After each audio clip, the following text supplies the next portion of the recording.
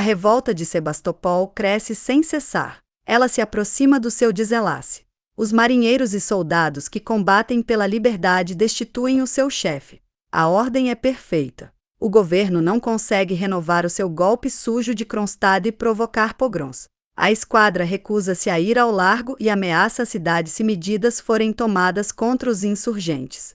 O tenente Schmidt, destituído pelos seus discursos sediciosos sobre a defesa armada das liberdades prometidas no manifesto de 17 de outubro, tomou o comando do Otschako.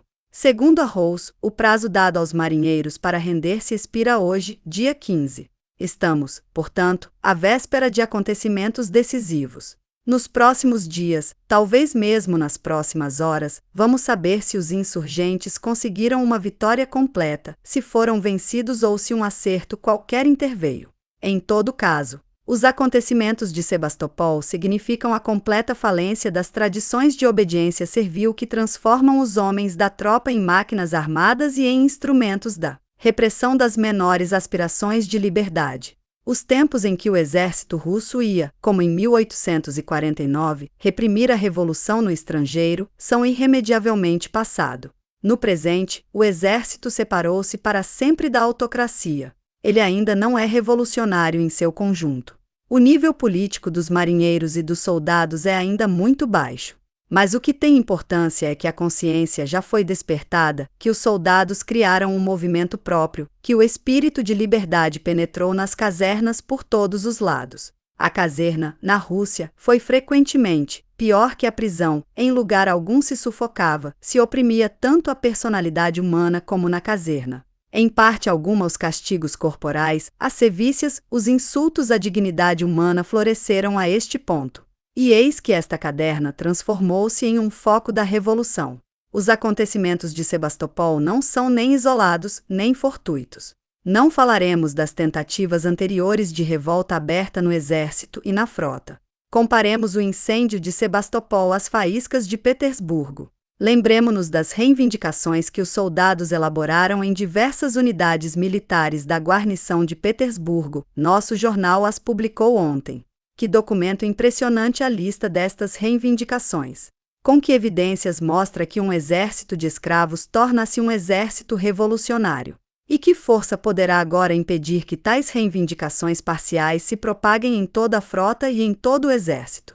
Os soldados de Petersburgo reivindicam a melhoria do rancho, dos uniformes, do alojamento, o aumento do soldo, a redução da duração do serviço e a redução dos exercícios cotidianos. Porém, um lugar mais importante ainda pertence às reivindicações de um outro gênero que somente o soldado cidadão pode formular. Direito de frequentar todas as reuniões públicas em uniforme igual a todos os cidadãos, direito de guardar e ler, na caserna, todos os jornais, liberdade de consciência, igualdade de direito de todas as nacionalidades, abolição da regra de render homenagem fora de serviço, supressão das ordenanças. Supressão dos tribunais militares e jurisdição civil para todos os crimes e delitos militares, direito de apresentar demandas coletivas, direito de se defender diante da menor violência ou veleidade de um oficial. Tais são as reivindicações principais dos soldados de Petersburgo. Estas reivindicações provam que uma parte enorme do exército é já solidária com os insurgentes de Sebastopol que combatem pela liberdade. Elas provam que os discursos hipócritas dos sequazes da autocracia sobre a neutralidade do exército, a necessidade de mantê-lo à margem da política, etc., estes discursos não podem esperar ter o menor eco entre os soldados. O exército não pode e não deve ficar neutro.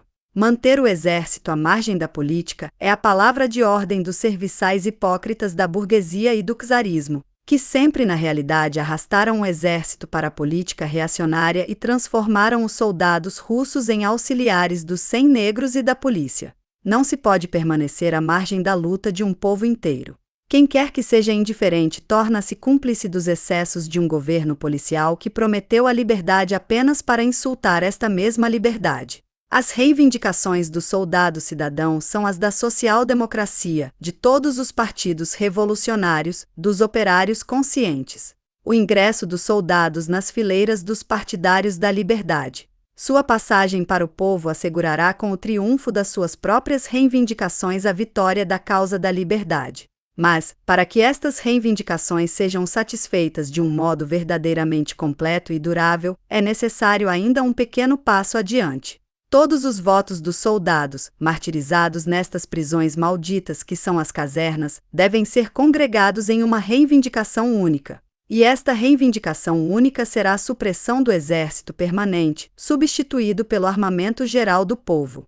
Por todos os lados, em todos os países, o exército permanente serve menos contra o inimigo exterior que contra o inimigo interior. Por todos os lados, o exército permanente tornou-se o instrumento da reação, o serviçal do capital em luta contra o trabalho, o carrasco da liberdade do povo. Em nossa grande revolução libertadora, não nos deteremos apenas nas reivindicações particulares. Arrancaremos o mal pela raiz. Aboliremos completamente o exército permanente.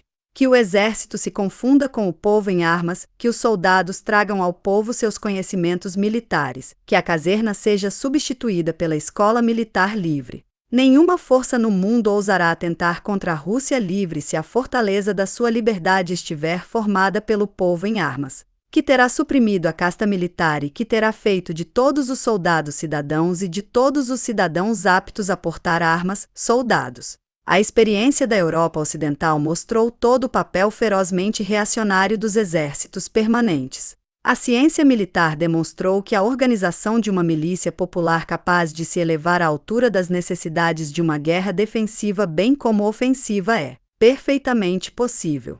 Deixemos a burguesia hipócrita ou sentimental sonhar com o desarmamento. Enquanto houver no mundo oprimidos e explorados, devemos exigir o armamento geral do povo e não o desarmamento. Somente o armamento do povo assegurará plenamente o futuro da liberdade. Somente ele abaterá definitivamente a reação. Somente com esta reforma que a liberdade, deixando de ser privilégio de um punhado de exploradores, tornar-se-á realmente o patrimônio de milhões de trabalhadores.